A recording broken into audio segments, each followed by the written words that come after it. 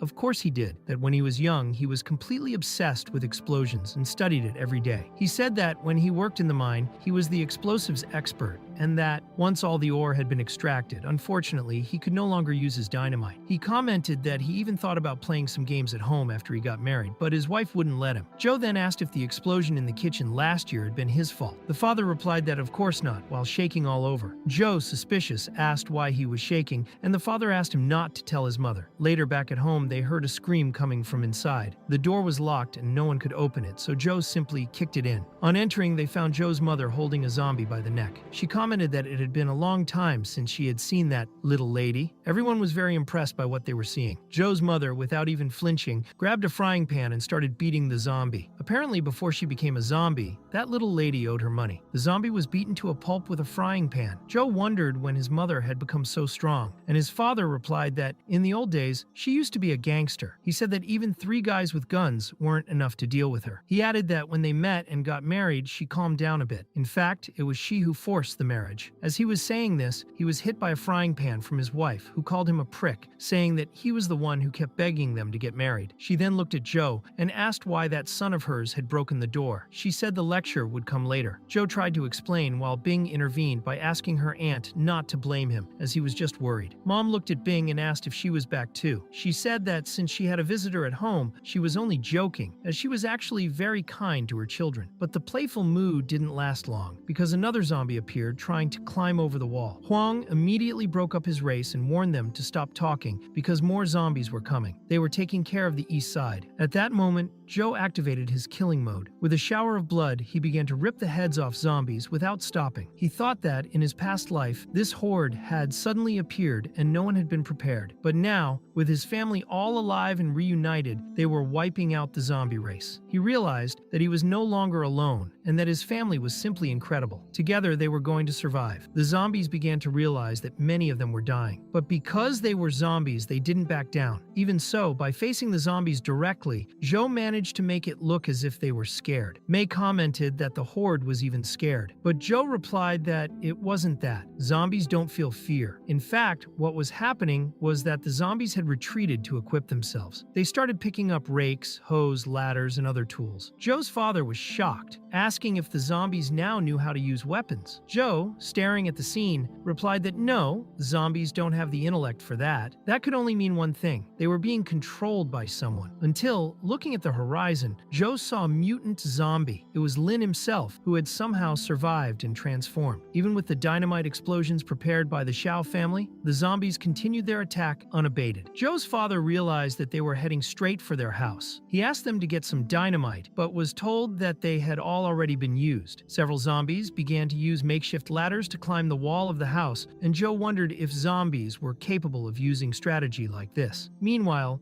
Bing, who was wounded, was being surrounded by zombies. Not just her, but everyone else was exhausted from the fight. Joe then said that they only needed to worry about defending the back of the house, because he would take care of everything else. Without a second thought, he threw himself backwards into the zombie horde. His father shouted worriedly. But when the zombies tried to throw themselves at him, Joe quickly got rid of them all, cutting them in half without difficulty. He realized that he was activating a skill. It was a blood energy shield, a skill called Buddha's blood. Joe thought he had only seen this ability once in his past life, when the army commander known as Avaricher used it. He was the most powerful person Joe had ever met. Only, unlike that commander, Joe realized that his version of this skill was weaker. Even so, it didn't matter. If it was enough to protect his family, that was enough. He understood that the zombies themselves weren't really a threat. The real problem was the leader. If he killed the leader, everything would be over. So he stared directly at Lin, who was on the roof of a building watching everything. Meanwhile, Joe, who was also being surrounded by zombies, noticed the situation and wondered if Lin really thought he could stop him with just ordinary zombies. But suddenly he realized that there was a very different, much stronger zombie looming right behind him. At the house, the staff were getting by as best they could, but everyone was very tired. Bing, even though she was injured, couldn't stop worrying about Joe and asked where he was. May replied that she knew because she had seen her big brother killing zombies like a superhero. She said that he should be fine, but the next moment the wall of the house was simply smashed through. Joe was thrown into the house, violently thrown by something. Joe looked ahead and saw what had done it. It was a huge zombie bear. At that moment, he thought that he couldn't let it happen again. He couldn't let everyone die there. So he concentrated even more power, so much so that even his own family felt the pressure, being overshadowed by his presence. The zombie bear saw him as a real threat. The two launched themselves at each other, but before their blows met, someone held back the bear's attack. Joe was surprised to see that it was his own brother, who now seemed much stronger. His brother said he didn't even know how, but he had managed to activate that kind of power too. Joe's older brother said he was late for the party. Joe,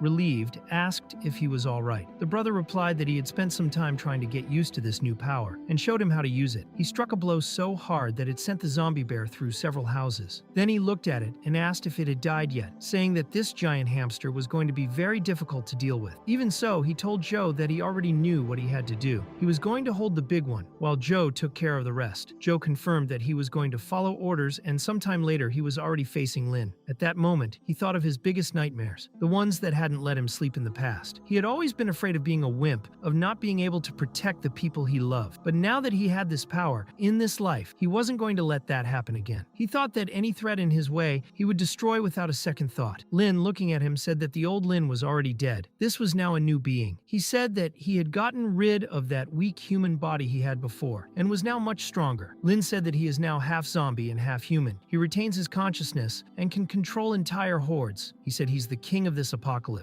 And speaking of which, he thanked Joe very much for killing that wolf and making a mockery of him. It was thanks to Joe that he survived by eating that wolf's crystal. So he says he's going to return the favor. His final decision is to kill Joe. But the first to go was Joe himself, who cut Lin in half and said he was too noisy. He wondered what kind of king this wimp was. Joe thought that now that Lin was dead, this horde would soon be over. Only to his surprise, Lin got up even though he was cut in half. His body had completely regenerated, and Lin said that Joe's sword couldn't kill him. Joe then realized that Lin had obtained that wolf's regeneration ability. Lin said that they were the same species now. He said that this apocalypse is his, that everyone must kneel before him. He said that the zombies would be his army and the humans would be his supplies to survive. Lin also revealed that he made that horde specifically to wipe out Joe's family, because he knows they are holding up his plans. He said that they could take over this world together, and even asked if Joe liked the present. Meanwhile, Joe's family was holding up the walls of the house. News said that it wouldn't hold for much longer, but Lao replied that it would only hold for a little while. He said that soon Xiaoxiu and Joe would show up to finish off that horde, and he was right. The next moment, the zombie bear's body fell right next to them. Xiaoxiu appeared and said that this guy was very difficult to deal with, but he managed. Lao asked how Joe's side was, but Xiaoxiu didn't really know. But seeing that there were still a lot of zombies there, he thought it would be better to stand guard to protect his family. He told Joe's father not to worry, because Joe had much more potential than he did. He said that his little brother would manage. But at that moment, Joe was taking a real beating from Lin. Lin said it was disappointing and asked if he was that weak. He said that if Joe joined him, he would still forgive him. But of course, Joe wouldn't listen. The cut from his knife was so strong that it destroyed half the building, and he made it very clear that humans don't team up with monsters, especially one that dared to attack his family. The only thing he would do there was kill him. Lin replied that this was a great pity. Even though he was almost broken in half, he was regenerating from Joe's blow. He said that his punishment would be the death sentence and lunged forward with his claws. But Joe blocked with his knife. Only this time, he noticed that Lin was even faster. Not only faster, but also more powerful. Lin managed to make a deep cut in Joe's skin. Even standing up, it was wearing him down too much. Joe began to wonder if the protection of the Buddha's blood was capable of blocking such attacks. Lin laughed and said that Joe wasn't bad at all, because he managed not to die from what was his most powerful blow. He said he thought he would soon be seeing the colors of Joe's intestines scattered all over the ground. Meanwhile, Joe thought that his energy was running out too quickly. He knew that if he carried on like this, he would soon no longer be able to keep the Buddha blood active, so he understood that the next attack was going to decide who won the fight. But Lin was already on his tail. With a precise blow, he made a cut right down the middle of Joe's body. Lin said that, in fact, he didn't even know what his most powerful blow was, so he was lying beforehand. But Joe, even in that state, reacted quickly and threw a bomb right in Lin's face. Lin laughed and asked him if he thought he was going to kill him with that New Year's firecracker, until he realized that Joe had actually used it as a distraction to escape. So he looked around and wondered if that brave man had really run away from him. But then he told himself that Joe would never be able to escape, not with that smell of blood he was carrying. Lin said that when he found Joe, he was going to torture him to death. Meanwhile, Joe was hiding inside a store. He thought he had at least managed to stop the bleeding, but he didn't know that Buddha's blood had healing abilities. Even so, his energy was almost gone, and he only had one more chance. As Lin approached, he realized that Joe was inside a gas station. Lin said that Joe hadn't chosen his coffin very well. He asked if Joe knew why wolves hunt even when they have food in stock. It's because they love the feeling of fear. They love causing despair in their prey, and they love seeing their prey try to use every trick to survive, even though they know it's always useless. Lin then pulled out a car and realized that Joe wasn't there. He followed the trail of blood and saw fuel spilled on the ground, a line, and a Molotov cocktail prepared. Lin asked if Joe really thought he was so stupid as to fall into such a trap. He said that the smell of blood was stronger in that place, so he hit the roof of the gas station, thinking that Joe was there, but only found his coat all bloody. It was at that moment that the real Joe appeared from behind the coat and threw something straight into Lin's face,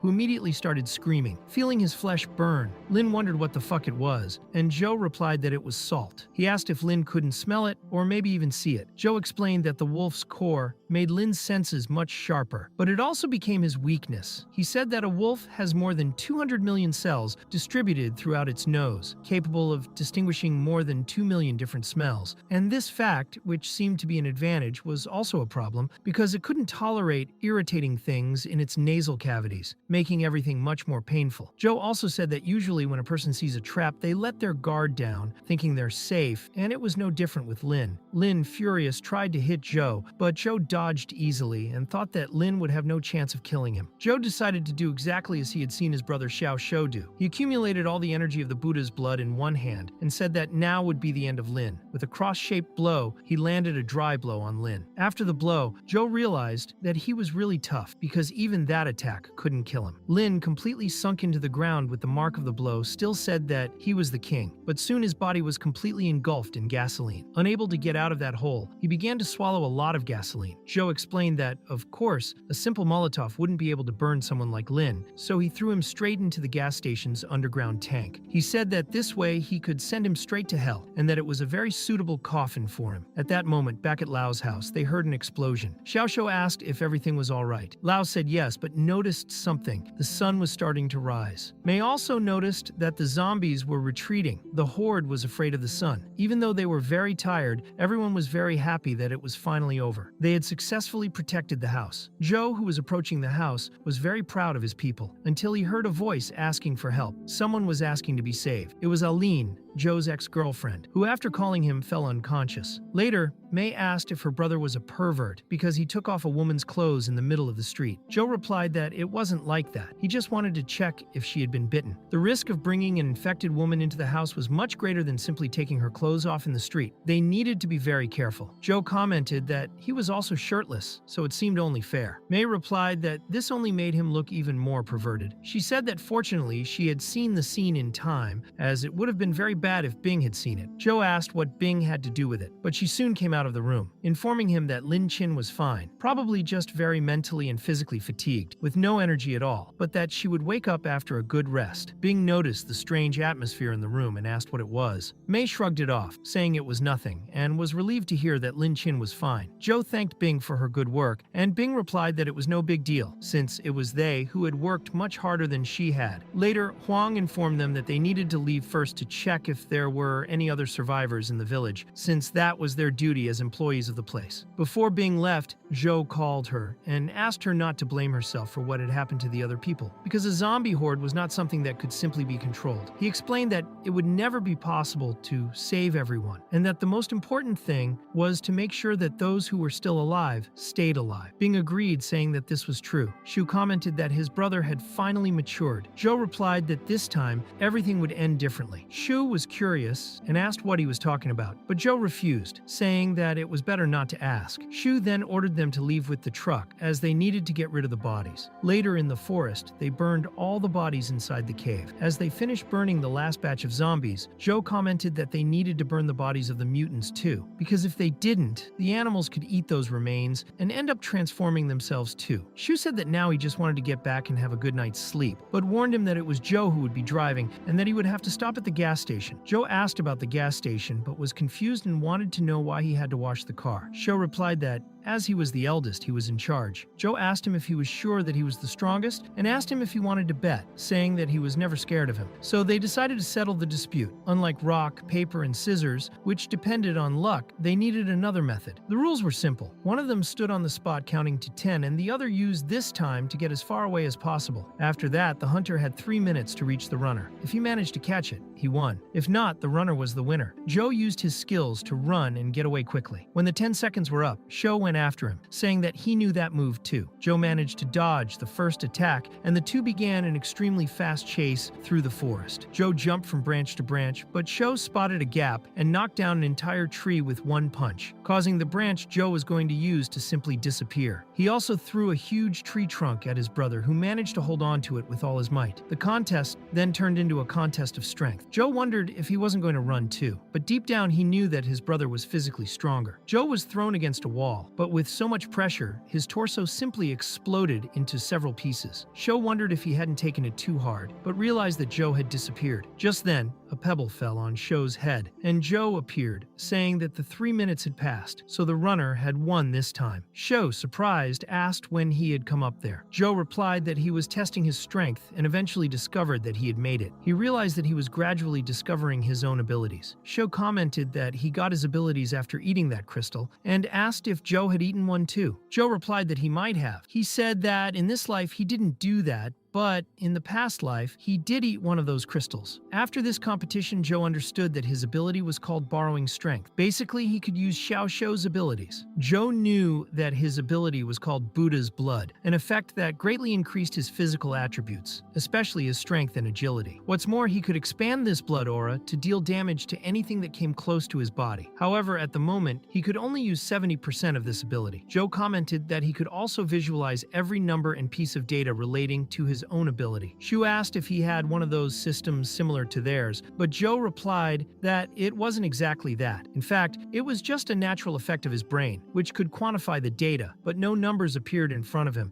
as if it were a game. He explained that the normal strength of an adult was around 20, while Xiao Shou's strength and agility at that moment were probably in the 90s. Shu then asked if he could see the intelligence attribute as well, and Joe replied that it should be 0 since he was a complete idiot. Xiao Shou, hearing this, got angry and said that if he said anything else, he would beat him up. Then Xiao Shou, changing the subject, said that he had left that bear crystal in his room, and that if Joe ever found a use for it, he could use it. Joe replied that he really hoped he would never need to use that crystal, but acknowledged that you never know, so it could be a last resort. Soon after, Sho said he was going to wash the car, and Joe said he was going to help, because he felt bad about leaving a poor guy to do it on his own. Only while they were talking, there was someone listening in. That same night, while Joe was sleeping, Mei sneaked into his room and stole the crystal, saying that now she would also have a superpower. The next morning, Joe was plowing the soil, complaining about his bad luck at having to do this work. His mother had said that they needed to stock up on food, and for that, farming was essential. So it was up to him to prepare the soil. Joe thought that his brother had nothing to do, but he was still the one who ended up being sent. So he decided to make the job easier by activating the Buddha's blood and starting to prepare the soil using his enhanced strength. Meanwhile, Lin Qin approached. A little shyly, but she didn't think it would be a problem. She asked if Joe was around, saying that she was looking for him. When she got closer, she saw the whole scene of him working in the dirt. Joe asked her if she was up and well. Lin Chin replied that, of course, she was fine thanks to him, and said that he was her savior. Joe tried to play it down, saying that it was nothing, that he had only kept his promise. Even so, Lin Chin insisted that he had saved her, and offering water, asked if he would continue to help her in the future. Joe answered no. This surprised Lin Chin, and she asked what that meant. Joe explained that, as he had said before, he had done all this because of a promise, since her father had helped his family a lot at a difficult time. Now that he had done his part, he no longer had any duty or responsibility towards her. Lin Chin was disappointed, but said she understood. Later, after he had finally cleaned up all the dirt that had stuck to the walls, Joe commented to himself that he had never imagined that power could be useful for something like this. But he knew he still needed to train and learn to control his ability better. Then someone knocked on the door, asking if anyone was home. On answering, Joe saw that it was Uncle Niu and also Huang. After talking, Joe explained that this was the current situation. There were no survivors left in the village. Bing apologized for this, but Joe said it wasn't anyone's fault. He had said before that a zombie horde was not something that could be easily controlled. He stressed that they had all risked a lot to protect the village and had done everything they could. He also said that they were all incredible. Niu then asked what they would do now. Joe replied that this part was quite simple. He said that everyone could stay at his house, take a shower, rest, and have dinner with him. And above all, no matter what happened, they just had to stay alive. Later, Bing, coming out of the shower, commented that Xiaomei's shirt was a bit small on her and said she was feeling a bit strange. Soon afterwards, Xiaomei called Bing for dinner, telling her it was ready. Bing thought it didn't matter much and decided to go anyway. At dinner time, everyone was gathered. Xiaomei told Bing to sit right next to Xiao Shou, which made Lin Chin uncomfortable. She didn't quite understand the situation, but she could see the giggles and the exchanges of glances, and she definitely didn't like it. Then Lao, seeing that everyone was gathered and that the table was full of food, took the floor. He said that everyone there knew about the current situation, that they were the last survivors of the village, and that, even without knowing what the outside world was like, they had all managed to survive. He said that from now on they would keep fighting. They would work together, help each other, protect each other, and do their utmost, not only to survive, but also to enjoy the life they had fought so hard for. Then he proposed a toast. However, at that very moment, Xiaomei began to feel very ill. She fell to the ground, weak, feeling something strange coursing through her body. She was going through her transformation. Suddenly, without control, she lunged at Zhou, trying to bite him. However, Zhou quickly protected himself using the aura of Buddha's blood. Everyone was frightened,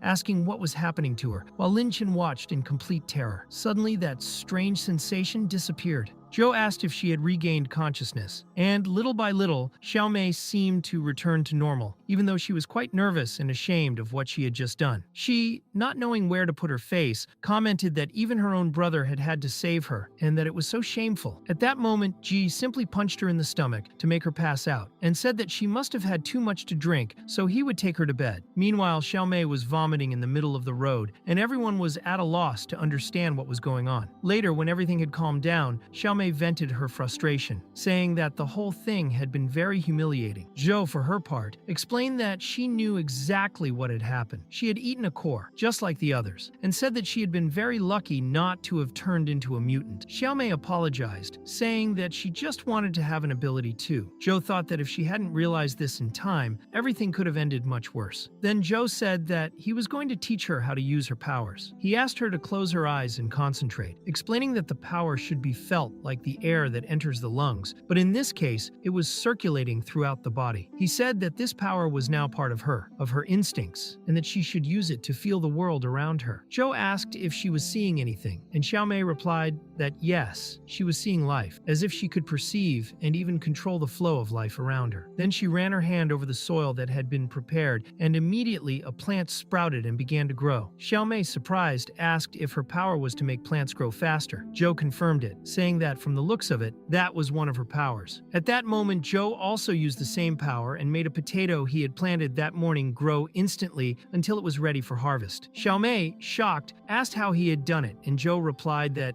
With that, the problem of food was officially solved. Easy, easy. Xiaomei, however, was a little disappointed, wondering if her ability was just for farming. She reflected that she would have liked to have a cooler power, like shooting laser beams, summoning storms, or even turning into a magical girl, but she ended up basically becoming a farmer. Joe replied that she was thinking too much about it and that she shouldn't underestimate this power. He also thought that normally when consuming a zombie core, there was a very low chance of someone gaining an ability, but both Xiaoxiu and Xiaomei managed it. That was impressive, to say the least. Joe had a suspicion that it wasn't just luck that was happening to them. Perhaps it was all down to their own skill. The next morning, when the rooster crowed, he told it to shut up and wondered where Niu had got those chickens from. Niu explained that he already had this female hen at home and had brought her to start a farm. He said that many years ago, when the village farm was short of labor, the village committee asked for temporary help. Before they left, they gave his family a hen and have looked after it ever since. Joe thought that the farm wasn't that far from his home, so they decided to go there. Chow explained that the goal this time was to get all the cattle that were still alive, and of course to bring back what could be eaten. But when they arrived, Huang noticed that there were a lot of bodies scattered around and wondered if they could turn into mutant zombies. On closer inspection, he realized that those zombies looked like they had been killed by someone using a gun. Joe asked them not to worry, saying that they wouldn't just get up again, as long as they avoided very dark places, since the zombies' greatest weakness was the sun. Huang commented that perhaps the situation outside was similar. Niu, optimistic, replied that the big city must have high-tech weapons and that they had probably dealt with it much better, so soon someone from the city would show up to rescue them. But Joe, more realistic, replied that it wasn't good to have such high expectations. He said that the scariest thing about a zombie apocalypse wasn't the zombies themselves or the virus, but the disaster the virus had caused in the world. Everything was different now, and the only thing they could rely on was themselves. Later, Niu found some fresh eggs, and Joe asked if they would hatch. Niu replied that as long as the temperature and humidity were within the requirements, yes, they could hatch. Meanwhile, Huang found the whole thing a bit strange, as he could only see eggs and wondered where the cattle were. Niu commented that they had probably died too. Suddenly, another animal appeared, a goose. Huang commented that at least they were in luck, since some kind of livestock was still alive. He took the bag from Joe and said that he was going to pack the goose for a trip, since he was good at that sort of thing. While he was tying up the goose, Huang explained that you should never pick up a goose directly with your hands because they bite. Then carefully he attached the animal's wings and commented that geese were usually difficult to handle, but this one seemed pretty stupid. What they didn't know was that the goose had actually come closer on purpose, ready to rip Huang's head off. Luckily, Joe reacted quickly and threw the goose away. Huang, startled, asked what was going on. Joe, realizing that something was very wrong, told everyone to run. However, as soon as they stepped outside, they realized that they were surrounded by an army of zombie geese. A veritable horde, with their huge mouths open, was ready to devour everyone. Joe quickly found a way for them to escape, but realized that both Niu and Huang were very tired. He could easily run and escape from the geese, but he couldn't just abandon them. So Joe decided to use his second power, the one he had borrowed from Xiaomei. He activated the growth ability and made several vines sprout quickly, trapping the geese and forming a living wall between them and the horde. Joe warned that he had managed to stop the mutants for the time being, but that they needed to flee quickly. Only when they tried to run to the other side, they realized that they were surrounded there too. Another horde of mutant geese was blocking the way. At that point, they were completely trapped. Joe told everyone to get into that building quickly, and they did. For the time being, it seemed to have worked. Niu commented that they were now trapped inside. He said that Joe would probably be able to escape, but it would be difficult for him and Huang because the horde of zombie geese was still down there. Joe replied that it wasn't their fault that they were trapped down there. He promised that he would take everyone home. He thought that maybe, if he used all his power to circulate the Buddha's blood, he could protect two grown men, but he wasn't sure if the same power would be enough to eliminate all those mutants. If the energy ran out in the middle, they would all die. He wondered if it was worth the risk. Meanwhile, Huang realized that there was a computer working in there. The farm still had electricity and was connected to the system. But at that moment, they started banging on the door. Joe, worried, told Huang to do what he was trying to do, because that door wouldn't hold for long. Huang replied that he only needed 3 minutes to finish. He said that if he succeeded, he would finish off those mutants. Joe looked at the door and realized that it wouldn't hold for 3 minutes, so he had no choice and went on the attack. He held the door tightly and began to crush a bunch of zombie geese just using its impact. After that, he continued advancing down the corridor, using the door as both a shield and a weapon, destroying the geese on the way and turning them into mincemeat. He thought this should buy him a bit of time. Only to his surprise, he realized that burst meat had started to move. Meanwhile, Niu asked desperately what Huang was doing. He said that Zhou was fighting outside, but that it wouldn't last long. Huang, concentrating, replied that this was the last step. As soon as he finished downloading it, everything would be settled. Outside, Zhou's situation was getting worse. All that destroyed flesh came together to form an enormous mutant creature. Even protecting himself with the door, he couldn't withstand the impact of the next blow. Not even the power of Buddha's blood seemed to stand a chance against that thing. He ended up rolling on the floor along with the door, being dragged along by the force of the attack. Seeing this, Niu shouted for Zhou to take Huang and run, or they would all die. But Zhou, even though he was injured, replied that he wasn't going to abandon anyone. He promised that he would take everyone with him, no matter what. When the creature advanced again, Zhou did something desperate. He used both his powers at the same time. Inside him, two forces began to collide, creating a strange sensation, as if his body was going to tear apart from the inside. But at the same time, he felt pure power being born. Then he concentrated all this energy into a single blow, imbuing the two powers together. This blow was so powerful that it simply reduced that monster of flesh to dust, with teeth flying everywhere. Afterwards, Zhou was left with a completely destroyed arm, almost unable to move. He looked around, wondering if it was really over. He wondered what kind of skill he had used now, because he had never felt anything like this before. But he realized that he had expended so much energy that he could barely stand.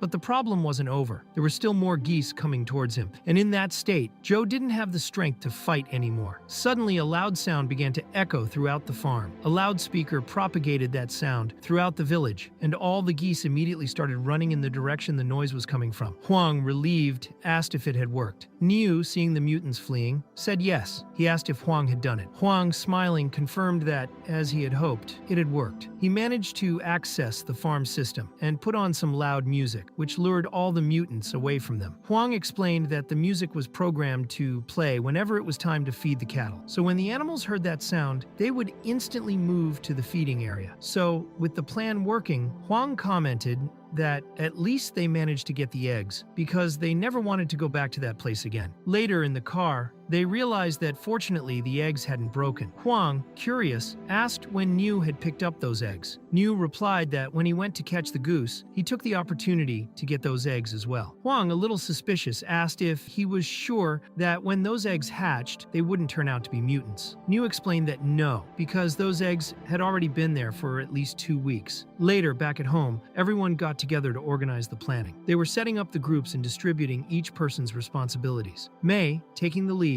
said that on behalf of Commander-in-Chief Zhou, she would like to reinforce the future combat plan. First up was the security group, which would be responsible for patrolling around the base and building protective facilities. Those responsible for this would be Lao, Xiaoshou, and Huang. Then came the agricultural and livestock group, responsible for growing food and raising animals. Mei herself and Niu would be responsible for this, especially as she now also knew how to do magical farming. The next group was resource integration, in charge of statistics, material distribution, and resource planning. Chie, the mother of the family, and Alquin would be in charge of this sector. Finally, there was the exploration group, whose job would be to search for resources and materials nearby, as well as monitoring and detecting the surrounding situations. They would be the eyes of the base. At this point, Alquin was practically begging Zhou to take him along on the next missions. Zhou, curious, asked why exactly he wanted to go. Lin butted in, saying that she was frightened by what had happened to Mei earlier and wanted to go with him. She explained that she knew of a safe place in the village where there were enough resources for just the two of them. She said they could survive there until reinforcements arrived, without having to worry about anyone else. Zhou just stared at her soul, completely serious. He replied that hearing this kind of thing, suggesting that he abandoned his own family, was something she shouldn't even dare to say. He said that if she really tried to survive on her own, she would be the first to be abandoned. Before he left, Bing was waiting for him. She asked if they could go now, and Zhou said yes, of course. Later, they arrived at the village pier. Looking around, Bing remarked that the place was so remote that it seemed suitable for fishing. She asked if people had really come there before and who owned the place. Zhou explained that the owner was Ling and that he had discovered the place occasionally. Taking advantage of the subject, Bing asked why Lin hated Zhou so much. Zhou replied that they had started off on the wrong foot in school. He said that Lin had always been very arrogant and thought that everyone had to do what he told them, just because he was rich at the time. But Zhou never liked that kind of person, and, in fact, fact, always beat him at everything. So Lin ended up building up a huge grudge. After that, he even tried to steal Joe's girlfriend and bragged about it all the time. Not that Joe really cared, of course. Later, they went down to the basement of the place where they found a huge freezer. The door of the freezer seemed so exaggerated. Bing, surprised, asked how he knew that place. Joe replied that he had heard of it. In fact, he thought that he had stumbled upon the place in his past life and remembered that the resources there had lasted for a long time. He opened the freezer door, remembering that in his past life, when he found this place, the power had already been cut off, but to his surprise, the food was still completely fresh. This time, Joe was confident that they would find good food in there. Perhaps there were even some survivors hiding in that place. But suddenly, Bing screamed, frightened. She became uneasy and commented that the fish looked a bit strange. Before she could finish her thought, the fish moved, even though it was dead. Just then, Joe jumped on it, realizing that it was actually a mutant fish. Even though he attacked with force, Joe's blow had no effect. The fish responded by spitting out a jet of water, which threw Joe away. Analyzing quickly, Joe realized that the fish was at least a rank 2 mutant. Bing, desperate, asked if he was all right. Getting up, Joe shouted that she had to run because he wouldn't be able to fight it in that tight space. But suddenly, the door behind them closed on its own. Joe realized that there was no more time to escape. The only option was to kill that fish first. Bing, of course, couldn't do much but watch. Joe then realized the fish's weakness, its gills. He tried to move quickly behind the animal, aiming for the weak spot. But on the way, his blow was intercepted by a flurry of little worms coming out of the fish's body. It was then that it became clear. Those parasites lived in symbiosis with the fish's body. They protected the host whenever it was in danger. While trying to defend himself, Joe was once again thrown far away. Just as the fish was about to finish him off, Joe quickly looked around and found a fallen electric cable. Without thinking twice, he electrocuted the fish. As soon as the fish was hard on the ground, he ran to finish the job. Looking at the fish's body, Joe thought that, although many things were different from his previous life, most of the events seemed to be accidental. Only, looking at that mutant, he was pretty sure that someone had put that bug there on purpose. Bing, relieved, asked if he was all right. Joe said yes, but made it clear that the place wasn't safe. They then tried to open the door, but it seemed to be locked from the outside. Bing nervously said that someone had locked them in. Joe, taking a deep breath, asked her to get out of the way and tried to open the door using all his power with Buddha's blood. Even so, the door wouldn't budge. A few minutes passed and the two of them were still trapped inside. Bing, tired, said that she had looked everywhere but couldn't find anything to help. She said there was no other way out. Joe, looking around, realized that the temperature in that freezer would soon reach -1°C. Maybe they could withstand the cold, but the oxygen would run out quickly. Joe, determined, said he would try again. But before he could do anything, Bing took a crystalline nucleus from the fish's head. She looked at it and said that she thought she could solve the problem if she swallowed that nucleus. Meanwhile, outside, people started looking for the two of them. They were taking too long and something seemed strange. It was at that moment that they heard a horde approaching, which drew a lot of attention because it wasn't even night yet. But the strangest thing was that hidden in a tree, there was someone listening to everything they were saying. And as always, it seemed that this person was always hiding in the same tree. At that moment, Joe had a flashback to his past life. He remembered waking up to the sound of screams. It was Bing herself who was shouting, telling him to get up quickly because more enemies were coming. She warned him that there were 4 Q-ranked mutant dogs and 2 S-ranked tigers. Joe, analyzing, realized that in 20 minutes, they would be there. They needed to evacuate immediately. Bing, however, was direct. She said they didn't have enough time to evacuate. She said she would distract the monsters, buying time for the others to escape. Joe, shocked, replied that the team would be completely directionless without their captain. But Bing was tough. She said that at that moment, Joe hadn't even awakened his ability, so he would only be a burden to the group if he insisted on staying. At that moment, Joe wondered why he still hadn't awakened his ability, even though he had already consumed a crystal. Even so, looking into Bing's eyes, he asked her to come back alive. She replied that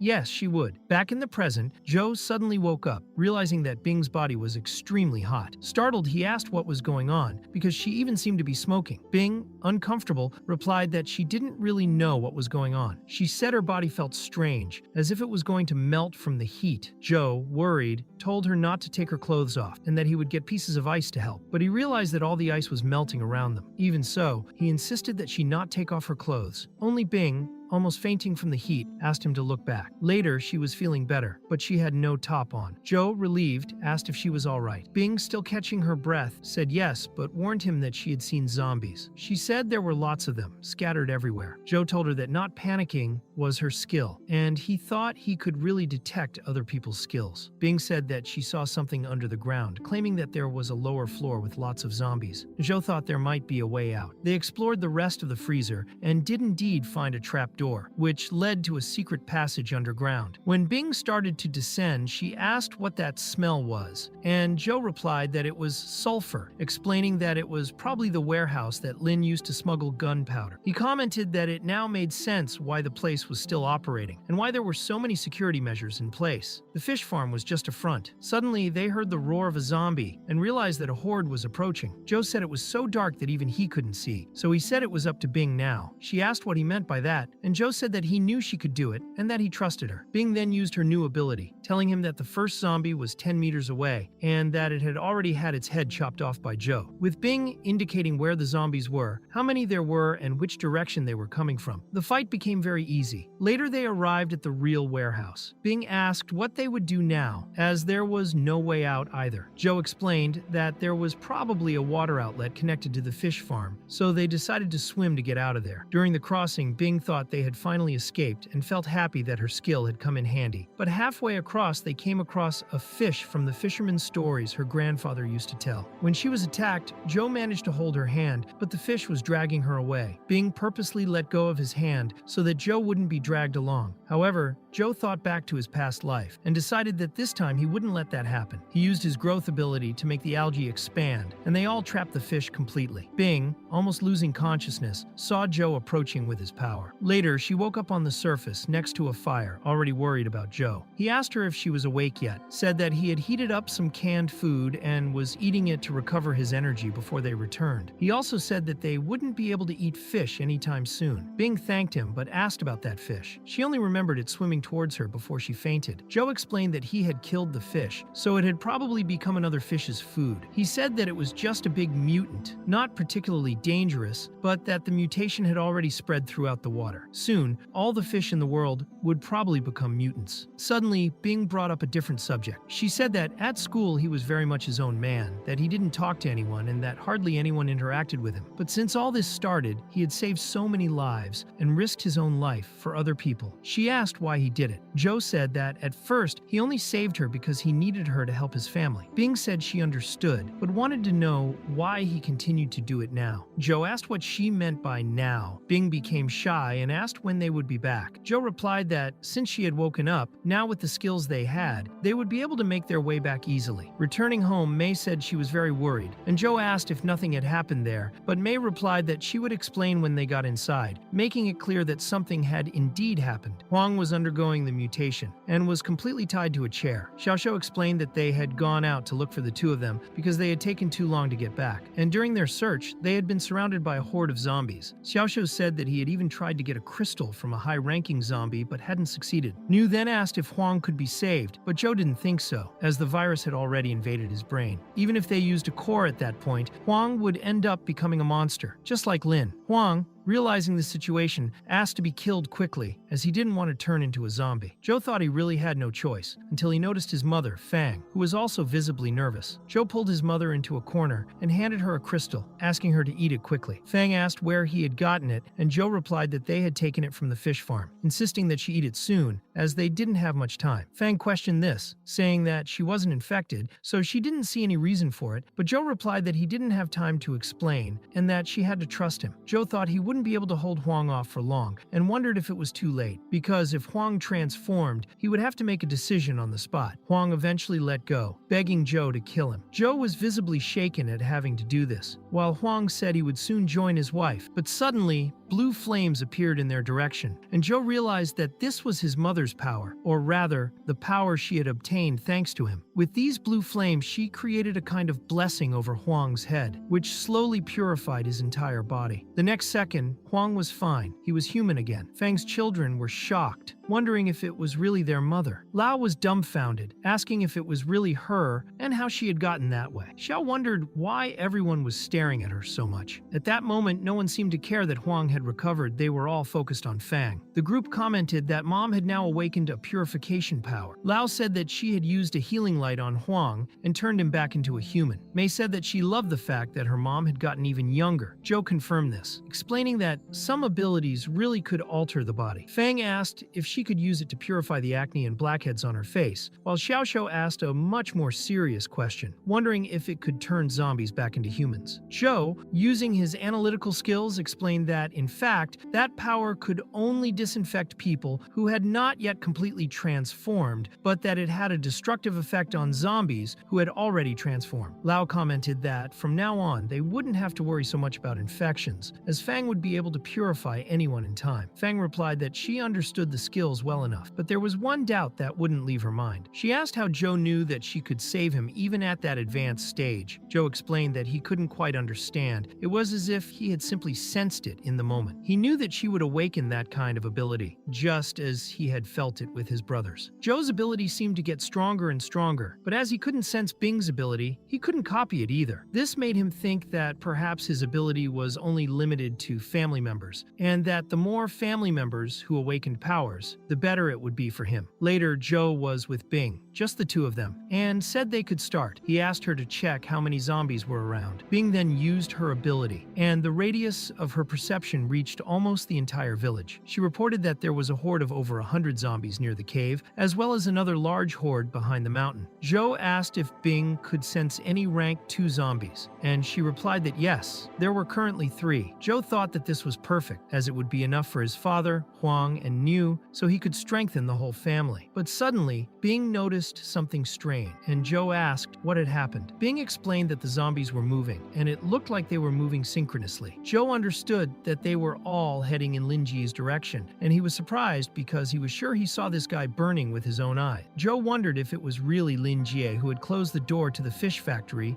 when they were there, and also realized that the fact that Huang had been ambushed earlier was probably his fault. Bing wanted to know what they would do now, and asked if it wasn't better to warn everyone and prepare to defend themselves, as they had done last time. But Zhou replied that, as things stood, it would take Lin Jie more than a day to gather all the zombies, so instead of waiting for them to come, they would attack them by surprise. Later in the forest, Zhou started calling out to Lin Jie, saying that he knew he was there. Lin Jie answered, admitting that he hadn't expected Zhou to come to him, and asked if he was going straight to his death. Zhou countered by saying that he was the one who pretended to be dead last time, and when Lin Jie told him to shut up and went for it, Zhou easily dodged and counterattacked, hitting Lin Jie's entire wounded body. Zhou realized he was right. His burned body hadn't completely recovered, which was why, when they were in the fish factory, Lin Jie didn't face them directly because he was weak. Zhou said that he had always been a coward. Lin Jie, irritated, replied that Zhou shouldn't be so arrogant because, even though he was injured, he wasn't alone. At the same moment, a huge explosion took place in the forest. Zhou said that he knew he had reinforcements, but made it clear that he did too, and that he had already intercepted everyone in the middle of the road. This time, Lin Jie was finished. Meanwhile, the horde of zombies was being destroyed by Lao's bombs, and he was laughing about how everyone there was really turning to ash. Only in the midst of his laughter, Lao ended up falling out of the tree, but it was his dear wife who held him up. However, more zombies began to approach, and this time she used her power herself, summoning the blue flames and creating a flaming cross that burned all the zombies around. She commented that her ability was rather inconvenient, while Lao, all in love, only knew how to look at her. Meanwhile, she was talking to Bing on the radio, informing her that all the zombies in that area had already been eliminated, and asked what the next point would be. Bing, using her skill, was guiding everyone through the map of the village, and when asked about her situation, replied that she was safe, that they were protecting the entrance,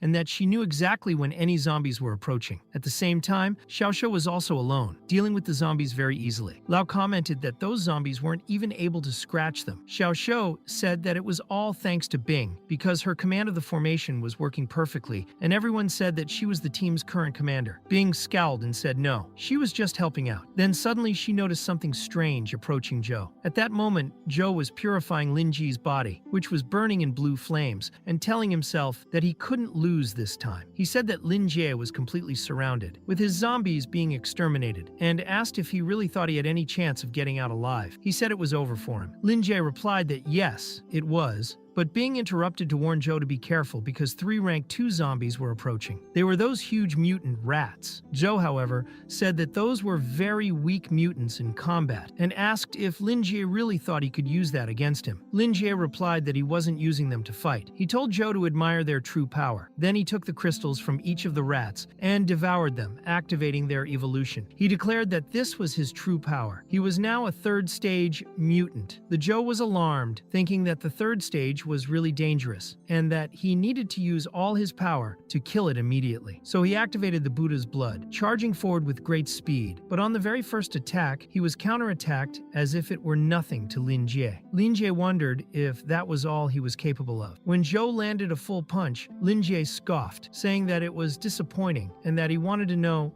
if that was really all he had. The Joe was shocked, realizing that his power wasn't working against him. Lin Jie then plunged Joe into the ground, but Joe took advantage of the gap to escape using his growth ability, fleeing underground. Lin Jie shouted that it was no use, that he would soon find him and kill him slowly, and then finish off his whole family. As he fled, Joe teleported to the root of a tree, thinking that this really was the power of a 3rd level mutant. He had never faced anything like it, not even in his past life, and didn't imagine it would be this powerful. He thought that even with all the staff prepared and full of skills, they might not be able to deal with Lin Jie, and he needed to find a solution quickly. But suddenly, he noticed that the sky was red. In fact, it was the moon that had turned red, and Joe realized that this was not something a level 3 mutant could create. He began to wonder what was going on. At that very moment, another conflict was taking place in the skies. Joe realized that there were other people involved. While he was distracted by it, Lin Jie sneaked up and asked if that skill was his, if he really thought he could distract him like that. Lin Jie then hit Joe with his tail so hard that he threw him out of the forest, causing him to get stuck on a rock. Lin Jie asked why he wasn't using his ability to escape, and told him that he couldn't escape anymore, that he would die there now. But in that instant, that conflict in the sky affected everything and everyone. It was as if time had completely stopped. Joe realized that he couldn't move his body, but he could still think and use his abilities. So he took advantage and launched a condensed laser of blue flames. At the exact moment that time returned to normal, Lin Jie lost one of his eyes, destroyed by that attack. Even so, he simply turned his back, leaving Joe alive, and fled into the forest. The group rushed over, asking if Joe was all right. He replied that Lin Jie had escaped and was now much more powerful. He also said that this world was getting stranger and stranger as 2 figures had just appeared in the skies, and everything was getting different and more dangerous. This reminded Joe of his past life, when he was in a camp, which was actually a camp for survivors. However, he was being treated as a prisoner. The mercenaries said they had found him in the village and brought him there. Their boss asked how many zombies there were in Kinchin village, and Joe replied that there were thousands and that it was extremely dangerous. The mercenaries began to mock, saying that thousands was nothing and that Joe was just another useless loser. The boss then asked which was the highest ranking zombie there and how many there were. Joe replied that there was one of rank 4 and that it was only one. The boss was satisfied, said it was no bad thing, and ordered handcuffs to be put on Joe, who realized at that moment that the weak humans there were made into slaves. Joe tried to run, but a barrier of fire appeared right in front of him, blocking any way out. The chief mercenary looked directly at him and asked if he really wanted to run away, and Joe replied that they were very powerful, that they had been chosen by God. The boss said that weaklings like him became slaves, that it was natural. Then, in the present, Joe was at the spot where that blue light had fallen last night, and commented to himself that perhaps it was all to do with some high-level skill user. He thought that, obviously, there are some bastards at that level who are even more dangerous than the zombies themselves. Joe decided that he would investigate this situation as soon as possible. While analyzing the area, he noticed a huge crater, as if from a meteor, and in the middle of it, there was a kind of intense glow. On closer inspection, he saw that the crater had been caused by this huge crystal. At that moment, Joe wondered what exactly it was, and why he suddenly felt the absurd urge to devour that crystal. But before he could do anything, he noticed another person person approaching quickly. Instinctively, he dodged, and this person asked who he was and if there really was a survivor there. This man looked at him and commented that Joe was very alert and even had good potential. Joe, suspicious, told him to back off and asked who he was. He then introduced himself as Shimo Takahashi, a third-level skill user. Seeing him as a threat, Joe lunged at him, but Shimo Takahashi simply teleported away, easily deflecting the blow. He laughed and said that Joe couldn't even take a joke, making it clear that he wasn't there to threaten his family or friends, but because of that primitive crystal. Joe asked what exactly that crystal was. Shimo Takahashi replied that he thought he had come there to find out, but he soon realized that Joe was an awakened novice. Joe remained silent, waiting for the explanation. Then Shimo Takahashi asked him if he had ever played online games, explaining that the crystal was like an upgrade item. He said that skill users could evolve by eating zombie crystals, but that the maximum they could reach was the 4th rank. To go beyond that,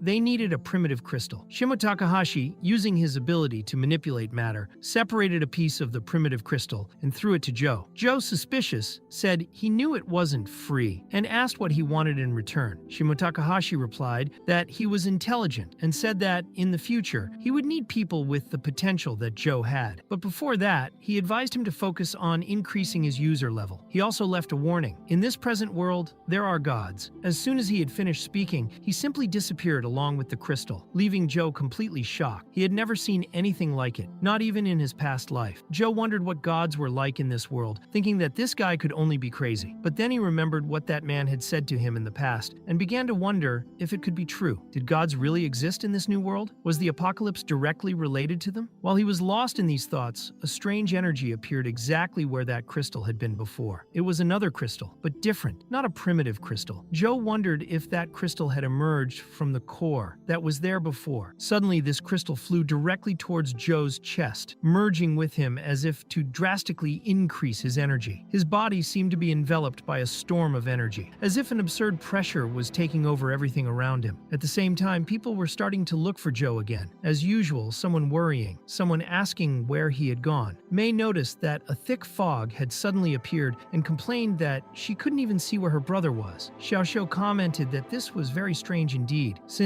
it was a clear day and there was no reason for the mist to be there. May, annoyed, said that it didn't matter, that the most important thing was that when she found her brother, she was going to bash his head in. Then, when she saw a figure moving in the shadows, she thought it was him and, without thinking twice, struck him with her staff. Only it wasn't him. It was a zombie. The moment she realized it was a zombie, May panicked and used her power to trap the creature. Just then, Xiaoxiu touched her shoulder, causing her to almost gasp. Xiaoxiu asked her not to make a sound, because right in front of them was a figure shrouded in a dense fog. May asked, frightened, if it was a ghost, but Xiaoxiu replied that, of course, ghosts didn't exist in this world. However, the figure continued to approach, making May even more nervous, and she insisted that, from her perspective, they did seem to have discovered a ghost. Xiaoxiu replied that, after facing a horde of zombies, it was nothing. Suddenly, the figure simply crumbled into energy, and May, completely terrified, said that it could only be a real ghost. Soon afterwards, they both saw a huge pillar of light rising into the sky, and May desperately asked what exactly was going on. She thought it might be someone carrying out an immortal cultivation process, but Xiaoxiu complained, asking her to stop reading these manhwas, because it had nothing to do with anything. Even so, he decided that he would go closer to see what it was all about. May didn't want him to go, but Xiaoxiu led the way by activating his Buddha blood ability, and she ended up following him, using her growth branches. As soon as they arrived at the place, Xiaoxiu warned her that it was dangerous and that she shouldn't have gone. But May replied that it was precisely because it was dangerous that she wasn't going to let him go alone. It was then that she suddenly saw Joe, who was being absorbed by that huge crystal, completely trapped inside an energy dome. Xiaoxiu tried to break through that barrier to save him, but she couldn't even scratch it, complaining that it wouldn't even move. Just then, the crystal shattered, releasing an immense amount of energy, and Joe opened his eyes right in the center of that pillar of light. Later, Joe woke up at home, lying in his bed, surrounded by everyone who was very worried. May said that he had finally woken up, and Xiaoxiu explained that he had been unconscious all day. His mother was angry, complaining that he had left home without even healing properly, and, even worse, without taking a communication device. But Lao asked her not to be so harsh. After all, everything was fine now. Joe, a little confused, asked what exactly had happened, and May said she was wondering the same thing, as he was surrounded by a sphere of blue light that suddenly broke. He didn't understand anything until looking directly at Mei with his now blue eyes, he saw several systems floating around her. At that moment, he thought that now the package was complete. He already had an apocalypse, a system, a little power, and even cultivation. Looking more closely at that system, he realized that Mei was 16 years old, had a first-level skill called Growth, and it even showed exactly the items she needed to evolve to the next level. Mei, realizing that he was strange, asked what was wrong with him, but Joe was even more confused as he looked at those screens and wondered what the hell that was. He realized that he couldn't interact with them. It was more like a character sheet. Looking at his Mother Chi's system, he saw that she was 52 years old, had a skill called First Order Radiant Purification, and needed 3 second-level zombie crystals to evolve. However, the chance of ascending directly to the 5th order was very low. Xiaoshou, who was 28, had the skill Buddha's Blood, also of the 1st order, and had a 12% chance of rising to the 5th order, needing 2 crystals to do so. Then Joe realized that, according to that information, only the primordial crystal cores allowed abilities to advance to higher orders, but the probability of success was very low. The system also didn't show what the consequence would be if the evolution failed. Even if he now had a primordial crystal core, he couldn't use it so easily, and besides, he didn't have much time, as he knew those guys would be back soon, so he needed to get stronger as soon as possible. At that moment, Lao told him to wake up, as he had been standing there thinking for a long time. Joe, a little confused, asked what he was doing, and Lao replied that he had been standing there for a long time. Then looking at Lao, he saw that he was 51 years old and had a skill called Giant Transformation, which had not yet awakened, but had a 100% chance of evolving, thanks to Joe's own skill. Without this ability, Lao's chance of awakening would only be 4%. Joe replied that he was fine and that they didn't need to worry about it. He thought that if he really could see the abilities that people were awakening, it was practically cheating. Mei then asked where he was going now, and Joe replied that he wasn't going anywhere. After all, he'd spent the whole day there and just wanted to get out for a bit and breathe some fresh air. When Joe left, Mei commented that he was so heartless. After all, everyone was so worried about him. Xiaoshou replied that it was fine. He was probably just thinking about something. Soon after, Bing realized that he was awake and was very happy. She commented that she had prepared some food, and if he wanted, they could share it. Joe thanked her, saying that he was very hungry. Meanwhile, Xiaoshou and Mei were watching the two of them, and Xiaoshou commented that Joe had clearly won her heart. Mei replied that she had realized this a long time ago. Then Lao, somewhat relaxed, told Xiaoshou that even Joe was already with someone while he was still single. He asked how long he would continue like this. Mei agreed, saying that it was true since he always brought friends, but so far she hadn't managed to win a sister-in-law. Later, when Joe and Bing were finishing eating, Joe asked her if she knew where Lin was. Bing replied that she didn't. It seemed that he had gone outside the range of her ability. She commented that Joe had also looked for him, but had found nothing. At that moment, Joe became pensive, realizing that he had been careless. In his past life, he was just a small character who died in the zombie horde, so he never paid much attention to Lin, not expecting him to become such a threat until now. Bing,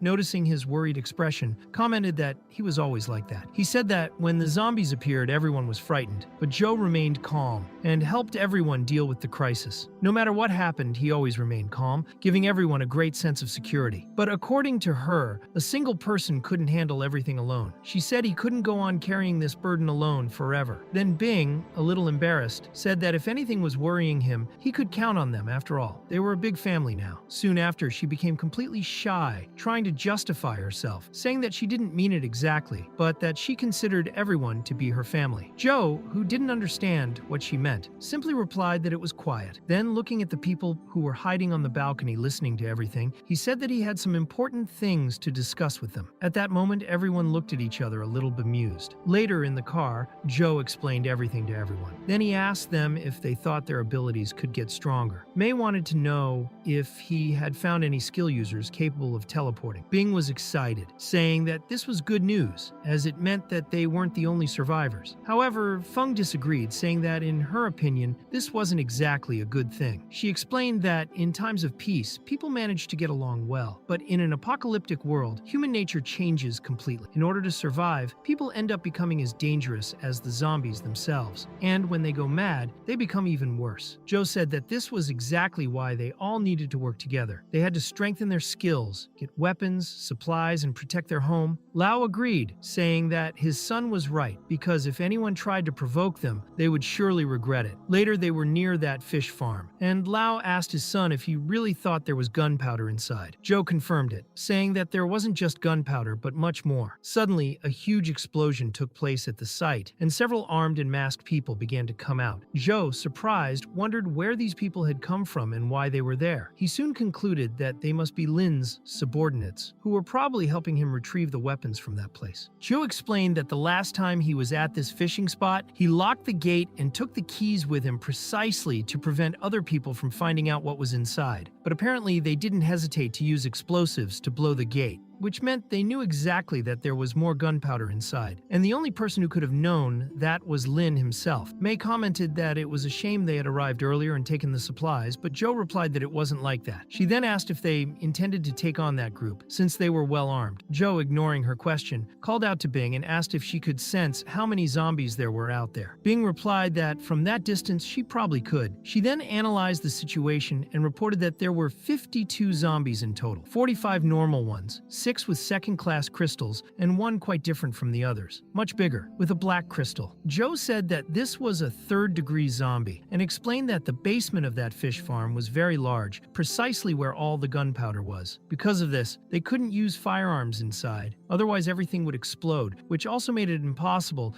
to eliminate all the zombies using conventional weapons. So they concluded that the best option was just to wait for the zombies to solve the problem for them. May commented that they were going to watch from the sidelines, but Xiao Shou warned them that someone was approaching. It was one of the masked mercenaries who immediately started shooting at them. Everyone took cover behind the car, and Joe asked the group to split up. He said he would lead the way to gain time. Activating Buddha's blood, Joe moved quickly, dodging the bullets, while Xiao Shou also moved quickly, dodging all the shots. When the mercenary tried to run away, Joe caught up with him and punched him so hard that the guy spun in the air, doing a complete 360-degree turn before falling to the ground. Joe said that they were going to take the man in for questioning, but suddenly he realized that something was approaching. A huge explosion happened at the same moment, destroying everything in its path, including the mercenary himself. Joe managed to dodge, but realized that they were explosive balls. At the time, he thought it must have been the work of some skill user. Without wasting any time, more explosive balls began to be fired at them. One of them grazed Joe's hand, and he immediately wondered if he was all right. He replied that it wasn't such a serious wound, but wanted to know if anyone could see where the shots were coming from. They noticed that the shots were coming from different directions at the same time, which made it impossible to determine the exact location. From the sounds, they seemed to have been fired from very far away. Xiao Shou, observing the pattern of the shots, commented that those balls looked like the balls in a pinball machine, bouncing everywhere. The balls kept being thrown, and the place where they were standing was being completely shot up. Joe thought that hiding was no use, because it seemed that they had already been detected. But then Gao, on reflection, realized that this seemed a bit contradictory. To throw the balls so far and hit them so well, one would have to be close enough to spot them, unless there was another skill user involved. At that moment, he noticed a zombie watching them from afar. Shortly afterwards, Zhou appeared and ripped the zombie's head off, and commented that, as soon as he did this, the ball attack stopped. He concluded that his hunch was right. They were being watched by that zombie. He then wondered if they were dealing with 2 skill users, but then replied that there might even be more. Just then, May called out to them, telling them to hurry back to the car because there was strange activity going on at the fish farm, and it looked like they had been detected. Joe said that they should discuss the strategy first, since they still didn't know the enemy's location. Meanwhile,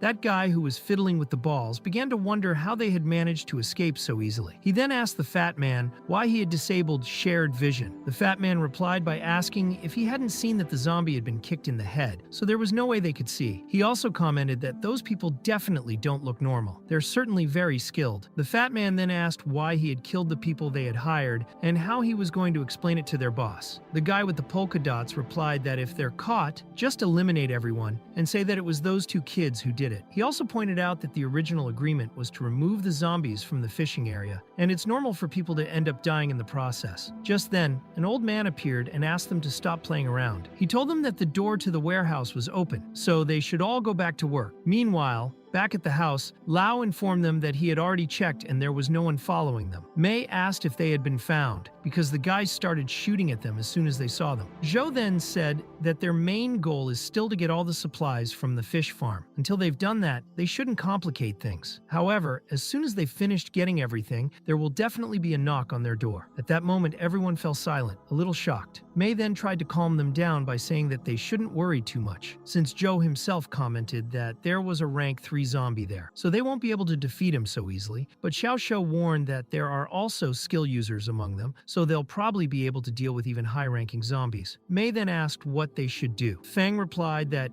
if they dare to attack, they'll just have to watch. Lau agreed, saying that anyone who dares to hurt this family will be hit hard. He then looked at Mei and said that later she would help prepare the explosives. Zhou thought about it, remembering that in his past life, it had taken 2 months for anyone to find that village. But this time it only took a week. Looking at the mercenaries' equipment, he realized that they were probably from the armed forces or some similar military group. He also thought that, compared to the firepower they currently have, they're not even close, not to mention the skill users who are with them. If those guys manage to kill the zombies in the warehouse and absorb the crystals, they'll become even more dangerous, as they'll acquire new skills. Zhou realized that if things continue like this, he'll end up with no way out. While he was thinking about this, Bing approached him, held his hand, and asked him not to worry so much. She said he should trust his family more. That's when Huang's voice suddenly came over the radio, calling for them. Zhou answered saying he was listening, and asked what had happened. Huang explained that they were in the equipment store and that something strange had happened there. They found a live person lying on the floor of the store. Zhou immediately had the person tied up. Huang was confused and asked what was going on. Zhou replied that he would explain later, but again asked them to tie the person up straight away. He also said that he was going to the store and that the rest of us should take care of the house. On the way, Zhou began to wonder if that person might be a spy. He knew he couldn't let that person get away. It was at that moment that Alquin appeared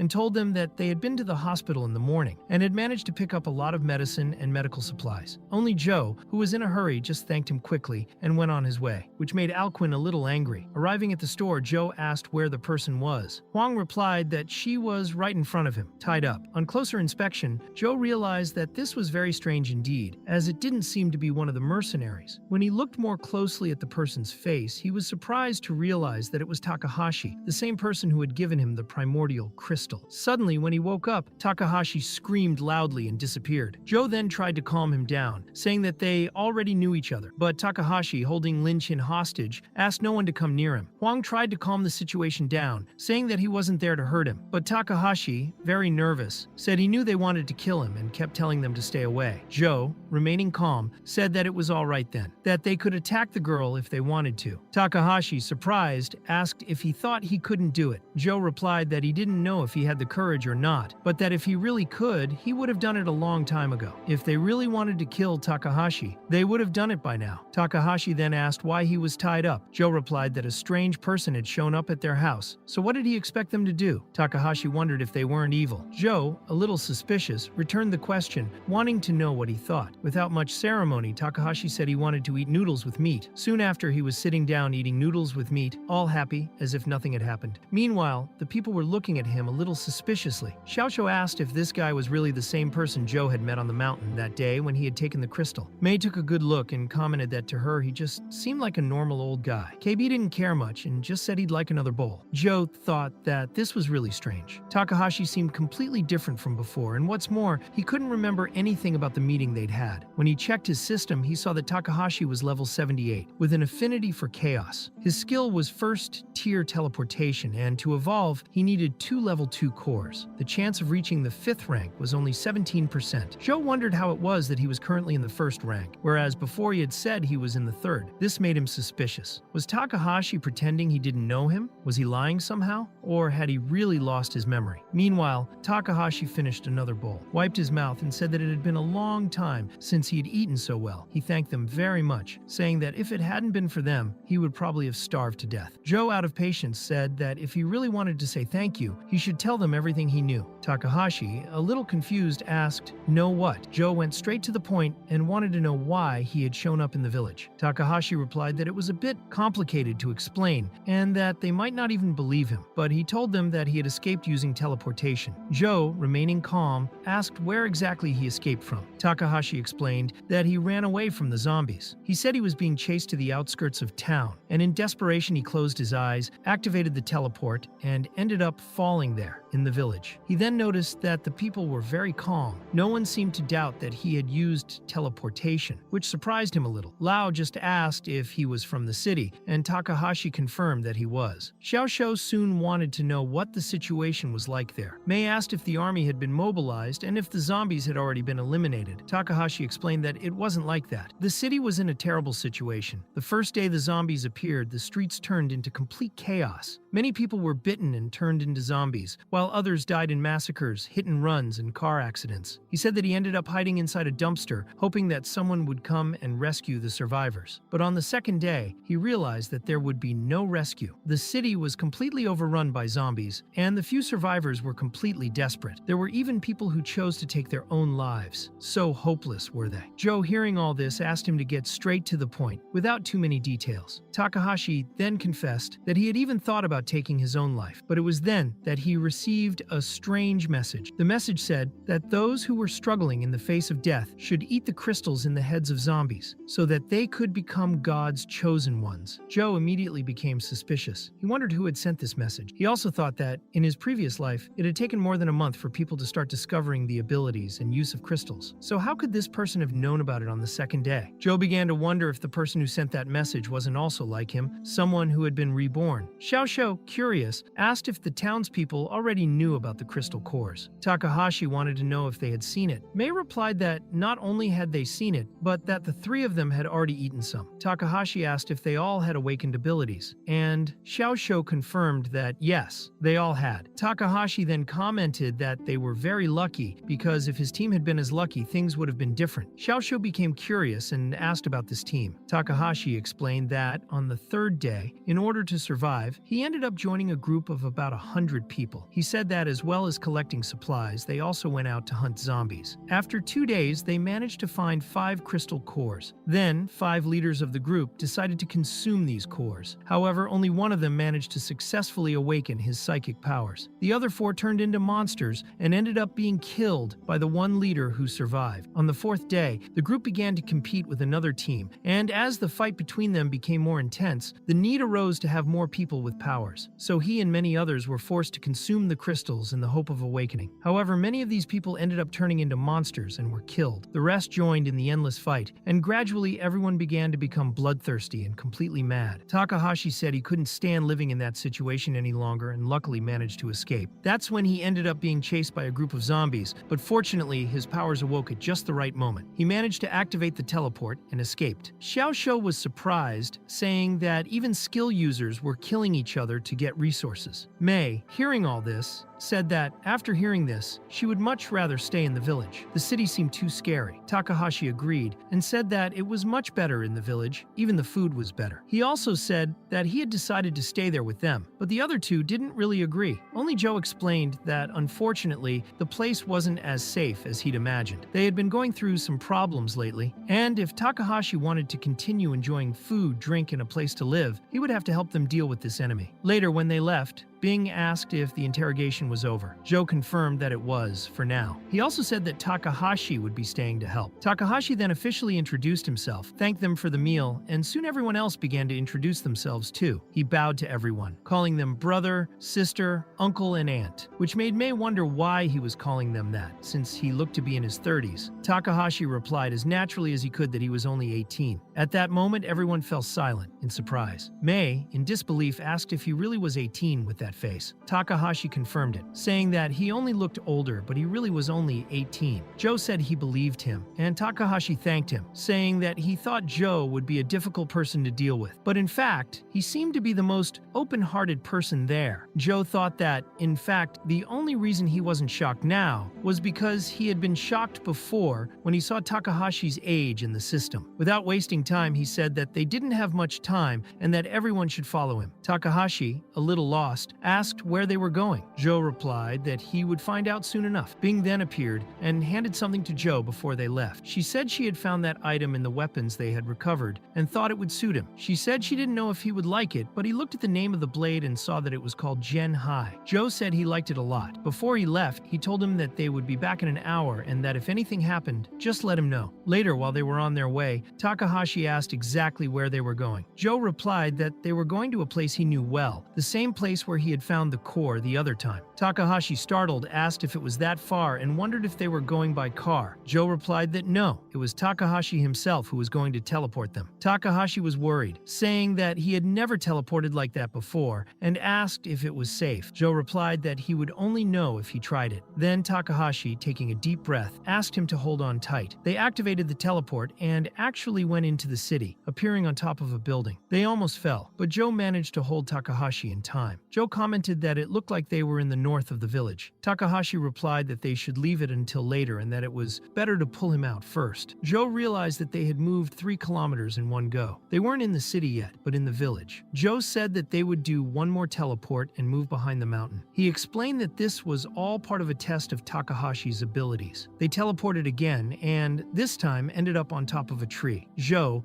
a little annoyed, asked if he could stop making those strange sounds. Takahashi nervously said that it was because he had never teleported like that before, let alone with someone else. Joe replied that they were almost there, and all they had to do was hang on a bit longer. Takahashi, exhausted, asked if he could take a break. Joe said no because time was running out. Finally, they reached that crater. Takahashi asked if it was right there. Joe confirmed it, saying that yes, it was exactly that place. He then analyzed Takahashi's performance and realized that, based on this test, he already understood the basics of his ability. To be honest, Takahashi's teleportation was much worse than he had imagined. The most crucial part of teleportation was precision, and he still couldn't control the location well. What's more, teleporting was consuming a lot of energy from his body. Takahashi, a little miffed, said it wasn't that good, but it was good enough, wasn't it? Joe replied that it was good enough, but wondered how long he was going to keep pretending. Xiaoxiao, surprised, asked what he meant by that. Joe explained that since they had met, he was well aware of Takahashi's true strength, so he told him to stop pretending and asked what he really wanted in their house. Takahashi, shrugging it off, said he was getting confused, that he'd only gone to their house for a meal. Joe then lunged at him, trying to hit him, and Takahashi had to dodge using his teleport. He ran off screaming that Joe was a murderer. Joe wondered if it really looked like he wasn't faking it. He began to wonder what had happened to this guy, and whether he was really the same Takahashi he had met before. Takahashi, taking a deep breath, said he'd had enough of that too. He said that if he was going to fight, he wasn't going to run away from the battle, so he lunged at Joe, but Joe just stepped to the side and dodged. Takahashi ended up rolling on the floor like a piece of shit and complained that it had hurt. Joe, holding back a laugh, said that at least he hadn't run away from the fight, so maybe he could really be useful to the team. Takahashi stood up and asked if it was all a test because he was so scared that he really thought Joe was going to kill him. Joe replied that it was time to go back because they still needed to deal with that problem they had talked about earlier. Later in the forest, everyone was ready. Joe explained that the fish farm was a kilometer away. As agreed, he, Xiaoxiao, and Takahashi would lead the way, while Bing and Chie would stay behind to provide support. Takahashi, a little suspicious, asked if they really needed to do that since those people hadn't provoked them, so why make trouble? Joe replied that it wasn't like that, because those people would do anything to get the supplies. If they didn't act now, it would be them who would be in danger later. Joe also made it clear that if Takahashi wanted to, he could come back, but Takahashi, taking a deep breath, said that he didn't want to go back. He was just worried. Xiaoxiao reminded him that they had already agreed on the plan beforehand and that this operation wasn't even that risky. Takahashi, a little nervous, said that if he was saying it, then fine. Before all this happened, back at the house, Lao asked Joe if he was crazy to want to enter that farm. Joe explained that it wasn't to confront anyone, but to steal. If they managed to get the supplies and the gunpowder, there would be no reason for those mercenaries to stay there. It would also prevent them from being attacked later. Besides, the gunpowder would be very useful to them. Lao agreed, saying that it made sense, but commented that he was curious to see how Joe would perform with explosives. Xiaoxiao pointed out that the farm's security was probably very tight and asked how they were going to get everything out once they were inside. Joe replied that on their own they really wouldn't be able to, but with Takahashi's help and his teleportation, it could work out very well. Takahashi asked if Joe was really going to risk that danger, but Joe replied that he didn't need to worry because they were going to protect him, and if he found danger, he could just teleport poured out. Joe also said that the whole family was counting on him. In the present, Takahashi thought that he had agreed to this very impulsively after all. He just wanted a peaceful life. Meanwhile, Bing handed Joe a walk-talk, saying that he could contact her at any time. Joe then asked her if she could see the situation of the fish farm from there, and when she took a look, she realized that there were far fewer zombies than before. The ones that remained were second and third class. Joe realized that the enemies had already started to move and said that they needed to hurry. He also spoke to his mother about Bing, but she told him not to worry as she would protect her, so he could go quietly. Joe agreed and they set off, the brothers with Buddha blood together with Takahashi using his teleport. When they got there, they realized that there really were people on guard. They were the armed mercenaries they had seen before. But Xiao Shou commented that there were far fewer people than before. Joe explained that their main force was probably underground killing zombies and asked Bing to report on the situation. Bing reported that the third-class zombies were in the southeast corner and hadn't moved yet, while the second-class zombies were concentrated in the middle area, but 2 of them had already been eliminated. Joe then said that the fight had already begun and deduced that the northwest corner must be clear. Afterwards, Joe said that he would go with Takahashi to reconnoiter the route while Xiao Shou should wait. Joe asked if Takahashi could see the destination and he confirmed it, saying it was about 10 meters down. Takahashi replied that he was ready and for him to hold on tight. They teleported directly into the warehouse. Takahashi almost said something, but Joe covered his mouth, asking for silence and warning him that the enemies hadn't arrived yet. Even so, Takahashi realized that there was no gunpowder there, but several weapons. Meanwhile, Xiao Shou was beginning to worry, as it had been a long time since they had disappeared. Then, suddenly, they teleported back with all the supplies they needed. It wasn't gunpowder, but various firearms. What's more, Joe said that they'd also gotten medical supplies and military rations, understanding now why so many people wanted to rob that warehouse. Even so, Joe warned that they still needed to go back and clean the place up completely, and Xiao Shou asked to go along this time. Takahashi said he would try to take him. Meanwhile, the zombies were being killed by the guy with the balls, and when one of them tried to attack him from behind, he ended up being killed by the fat man. The fat man commented that there were several second-class zombies there, and the old man replied that this was perfect, because with them all together it would be easier to find the crystals, without having to look too hard. However, the guy with the balls complained that they really wanted third-class zombies. The fat man replied that this was interesting, as he had never tried to control a third-class zombie. But the old man explained that this type of zombie wasn't easy to deal with. Either of them could die if they met one. They were visibly flustered by this information until, at that moment, a mercenary appeared, saying that he had been bitten and was asking for help. The guy with the balls said that they wouldn't let him die like that, but to survive, he would have to eat a crystal. If he was lucky, he would become one of them. The mercenary hesitated, clearly frightened, and the guy with the balls asked him if he was afraid and wanted to become a zombie, saying that he didn't need to be so afraid, because they were the chosen ones. However, before anything could happen, another mercenary shot the transforming man in the head, killing him on the spot. The guy with the polka dots was furious and asked what that meant, but the mercenary replied that it was quite clear and told that mutant to get out of his way. The guy with the balls asked him if he wanted to die, but the old man interrupted him and told him to stop arguing, because the group's cooperation was the most important thing. The old man also commented that one of the most fun parts of being a teacher was having the ability to prune the right branches. He also warned that the smell of sulfur was everywhere, and if that mercenary fired one more time, everyone there would die. The mercenary was extremely frustrated, but he had no choice and accepted the order. He then ordered everyone to kill using only knives, without firing any shots. Meanwhile, Takahashi kept teleporting more and more supplies. Joe said that should be enough to supply the whole family. He commented that he hadn't expected everything to go so smoothly, and then asked if Takahashi was okay, and if he could keep going. Takahashi replied that he was fine, but confessed that moving so many boxes over and over again was very tiring. Xiao Shou suggested that they could take a break before continuing, but Joe replied that they couldn't, as the rank 2 zombies wouldn't hold out for long. He then asked Takahashi again if he could handle it, and he confirmed that he could, no problem. With that, the 3 of them teleported back, but the moment they arrived, Takahashi simply collapsed from exhaustion. Xiao Shou asked if he was exhausted, and Joe replied that he had probably overused his powers and collapsed. Joe asked Xiao Shou to help Takahashi while he went to get the supplies himself, but in the meantime, that other group was getting closer and was about to open the very door of the medical room where they were now hiding. The 3 of them remained completely silent, trying not to be detected. The guy with the balls commented that there really was a lot of stuff in there. No wonder they were taking such a risk. It had enough supplies for everyone to live on for months. The professor reminded them that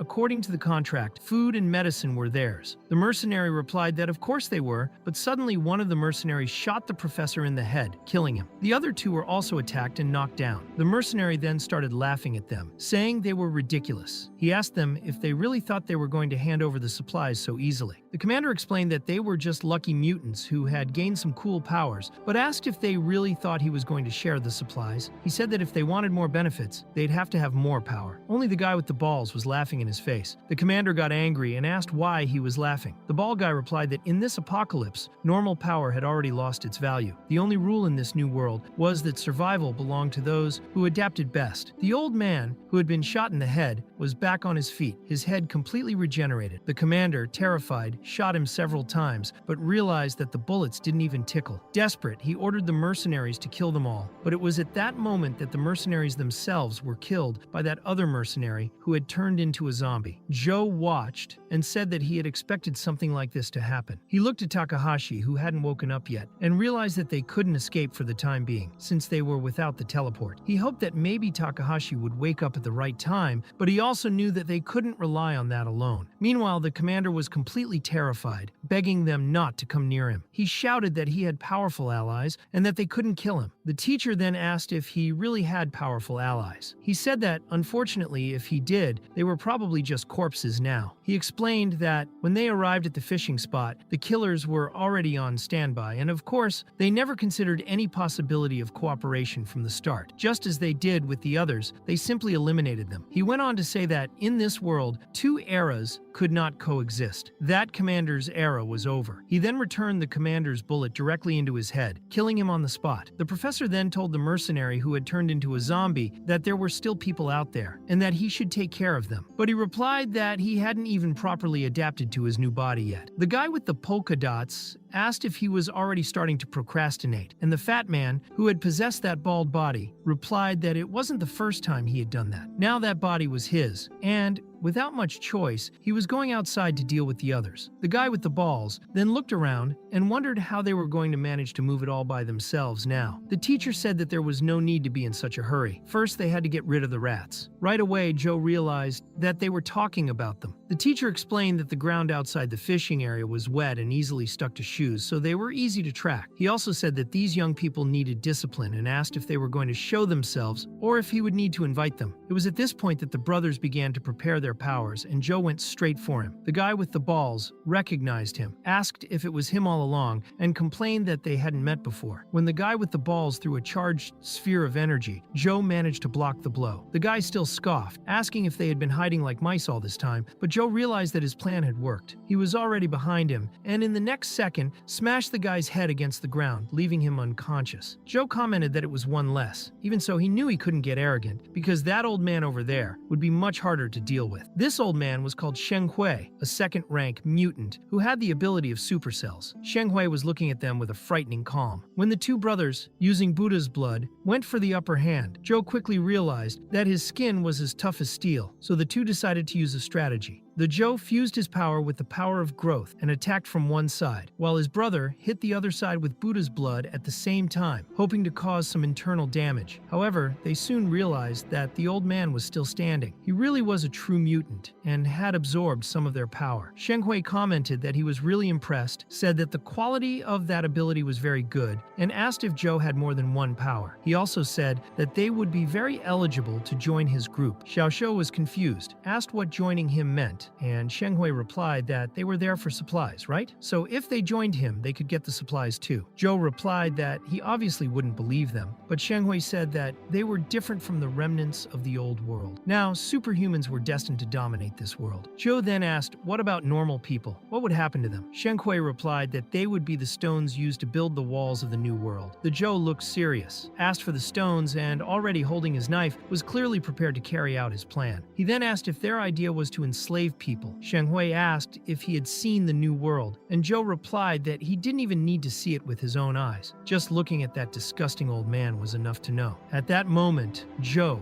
picked up Takahashi, who was still unconscious, and told him that they could leave. As he walked past the old man, he said that he was going to find each of them individually and drag them all to hell. Before leaving, Joe threw a lighter right on top of the gunpowder, causing an explosion that destroyed the entire warehouse. At the same time, Bing was very worried. She asked if they were hearing anything, as she hadn't had any contact yet, and said that she had felt an explosion earlier but couldn't see anything now. It was then that she realized that back in the warehouse, the third-rank zombie was breaking free. It had taken advantage of the explosion and was now free. In the rubble of the warehouse, the brothers were leaving. Joe said that everything was fine and that he was fine. They asked about Takahashi, and Joe said he was fine, just asleep. Xiaoxiao was impressed. He said that the guy hadn't woken up even with all the noise. He really was on another level. He also commented that it was a shame the supplies had exploded. Joe replied that it was better that way than leaving it in the hands of bad people. As they walked, Joe commented that it seemed that Shenghui knew quite a lot about these superhumans. Joe commented that he didn't know much about them, just that they were a bunch of arrogant little shits, just like Lin Jie, and that they all needed to be eliminated. Then he said that now they had to go back. Suddenly, however, the rubble began to shake and something came out of it. Of course, it was the old man, Shenghui, who was alive and completely in one piece, as if nothing had happened. Bing was even more worried than before. She warned them that the third-rank mutant was moving and that they needed to get out of there immediately. Fang tried to calm her down, saying not to panic because the signal probably wasn't working very well underground. He also commented that Takahashi would certainly be able to get out of any danger using teleportation. Fang didn't miss the opportunity to tease her, saying that she hadn't expected to see Bing so worried about her baby, and that she didn't think she was a good mother. Bing replied that it wasn't like that, or maybe it was, at least when it came to him. Fang then recalled that when their clumsy father handled explosives in the mine, she always worried. After all, she was afraid that one day he would do something crazy and blow himself up. She also said that worrying alone didn't help. Sometimes you had to take practical action. Fang agreed with herself, saying that when men can't be trusted, it's best to leave the work to the women. She was already preparing for a fight, determined to solve the problem herself. Meanwhile, Shenghui was giving the brothers a lot of trouble. Even with the two of them using the power of Buddha's blood, the fight was extremely difficult. Xiaoxiao asked if that old man had gotten even stronger. Joe replied that that was the power of the supercell. Shenghui, listening, was even impressed, saying that Joe even knew the name of his ability. Joe explained that Shenghui's cells had a new defense mechanism. When his body was threatened, his cells strengthened according to the level and nature of the threat. He also said that when this ability reached the second level, the cells not only defended themselves, but also absorbed and converted the threat into more power. That's why he was so strong now. Shenghui then lunged forward with a brutal blow. The two managed to dodge and tried to counterattack using Buddha's blood, but the blows didn't even scratch his body. Shenghui then struck back with such force that he threw them both away. Xiaoxiao fell unconscious at that moment, leaving only Joe standing, now fighting alone, using his two powers. When Joe attacked, Shenghui blocked the blow with ease and even explained that his cells were getting stronger and stronger. He said that the higher the level of the threat, the more powerful he became, as long as his cells remained active. Meanwhile, the women were approaching the scene of the confusion. Bing looked at some bodies on the ground and asked if that had been the brothers' work. Fang replied that it hadn't because the dead had been shot. Then they heard another shot, another mercenary being killed. Then that fat man appeared who was possessing the body of a mercenary. He complained that once again he had gotten blood all over his clothes. And, with a cold stare, he said he wasn't going to let any of them remain, so he killed the last mercenary who was still alive. The mercenary realized that there were two other women there and ordered them to drop their weapons. Bing asked what they were going to do now, and Fang said to leave it to her, so they surrendered. The mercenary looked at them and commented that they seemed a little lost. He asked if they were working with those two who had raided the warehouse, but then commented that they were actually very beautiful women with smooth skin. At this point, he even called out to his son, but it was clear that it was just a distraction.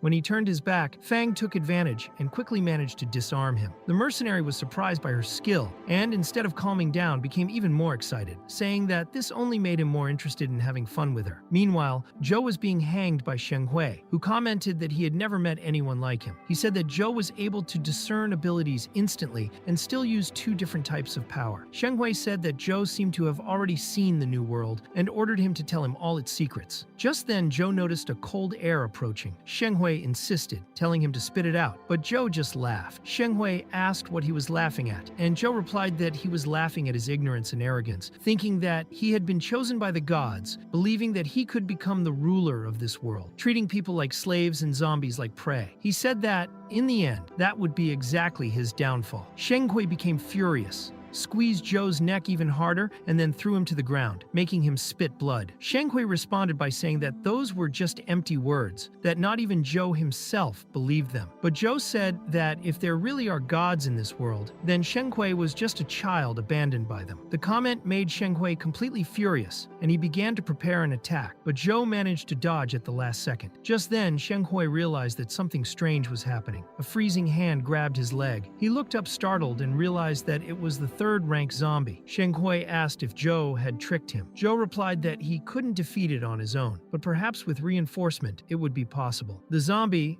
which was feeling very cold, commented that it wanted that fire, while advancing against Sheng Hui, forcing him to concentrate on the fight. Seizing this opportunity, Zhou grabbed his brother Xiao Shou, who was still unconscious, and started dragging him away, planning to escape while Sheng Hui was busy with the zombie. At the same time, Fang was beating up the mercenary, hitting him non-stop. Bing, watching, thought that the little ant was very strong. The mercenary himself was indignant, asking how come he was a martial arts coach, and yet he was losing to a little woman. Fang replied that if he's a coach, he's more like a very bad sparring partner. The mercenary, furious, shouted that he was going to kill her and tried to take her gun. It was then that Fang asked Bing to hand over the steel barrel. As soon as she received it, she simply brought the barrel down hard on the mercenary's head and, without hesitation, plunged it into his brain, killing him on the spot. Fang then looked at him and told him never to underestimate her again. Soon after, he ordered Bing to lead the way. Only at that moment, the possessed spirit managed to invade Xia's body, but Chia herself reacted in time and prevented it from attacking Bing. Fang looked at it and ordered it out of the girl's body. The possessing spirit was confused, wondering how she could resist, since theoretically her consciousness should have been erased by his. But Jia replied that his soul was too weak to achieve something like that. The possessor then realized that he was being completely burned by some strange energy and asked what that fire was. The next moment he was already being completely purified by Chia, without having the slightest chance to resist. Meanwhile, Sheng Hui had already defeated the zombie and, breathing heavily, asked if Zhou thought he could trick him like that. He said that he understood that the whole thing was just a trap to try and escape, and called the plan a dirty trick. Sheng Hui said that Zhou would die right then and there, but before he could do anything, his chest was pierced by the third-class zombie. He could barely react as his cells were frozen. With his cells inactive, he couldn't regenerate, and in a matter of seconds, he was completely disintegrated by the zombie. Now the third-class zombie was going straight for Zhou, begging for heat, thirsting for energy. Zhou lunged forward and managed to land a blow, but his blade was immediately frozen on contact. He realized that everything he touched froze. He could barely move his hand now. The wound on his neck, which had not yet healed, also began to freeze. Even so, Zhou pushed on, but at the critical moment, the zombie was hit on the head by a purifying flame. It was Chia, who asked if her son needed help. Zhou was surprised and asked if they had arrived yet. The two asked if he was all right, noticing that his hand was frozen. Zhou replied that he was fine, but that his brother was much more badly hurt. Fang looked at the zombie